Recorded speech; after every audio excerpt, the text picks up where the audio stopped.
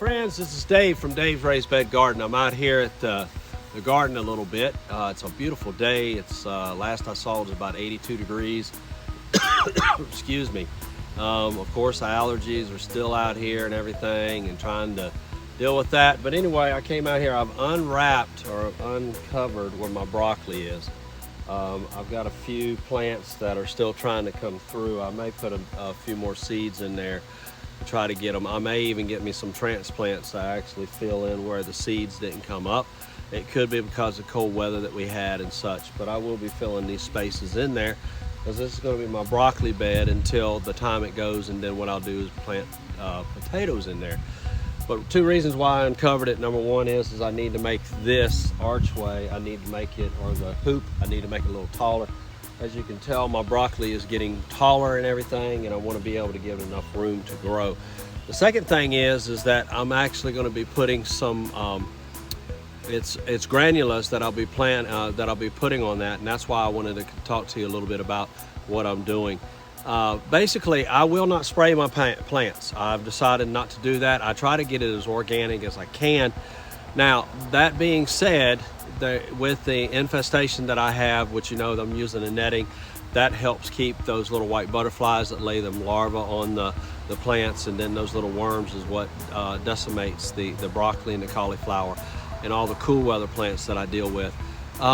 So that's one way. But the other way is that I actually went to somebody last year, because last year I tried to keep everything as organic as I could, meaning is I was doing everything the right way. I was pinching or taking the bugs off by hand and everything, and at one point it got overwhelming. So I went down to one of our local garden centers, and what it is Southern States, and it's LTD Tractor Supply right up in King, and I was talking to them, and they told me about something to put down that after the plant grows through the ground. So that's what I'm going to show you. So I'll show you that, what I'm talking about now. So I was advised last year from a local company that I use, which is LTD in Southern States here in King. I was having a lot of problems with not only the little moth butterflies, but I was having problems with the aphids and everything. And then I was having problems with like worms and everything coming up on my different vegetation. I was recommended to use this because I wanted to stay as organic as I could, but they were just overrunning me.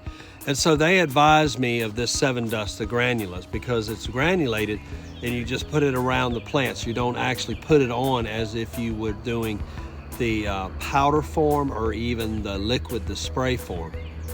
This actually keeps it off the vegetation. And what it does is the explanation that was given to me is that once the plant is germinated and it comes through and everything, by putting this on the soil, what's happening is the bugs and insects are looking for that food. And by putting this around it and down the rows, this will cause them where they don't go to it. So I saw that I was getting a lot less than I was in the beginning of the season than I was in the end of the season. So this is made from 7 Dust.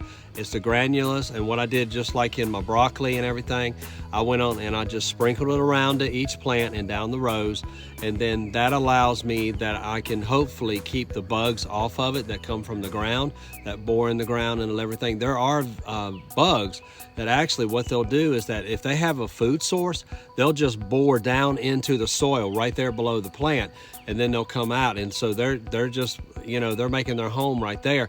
Plus the ants. This works on a lot of a lot of insects, and I saw this worked very well for ants. I had a real bad infestations of ants last year. So I hope this will give you an idea of some things you can use if you don't want to spray it just like I don't, and to be able to give you a way to help with the problem with the insects and such.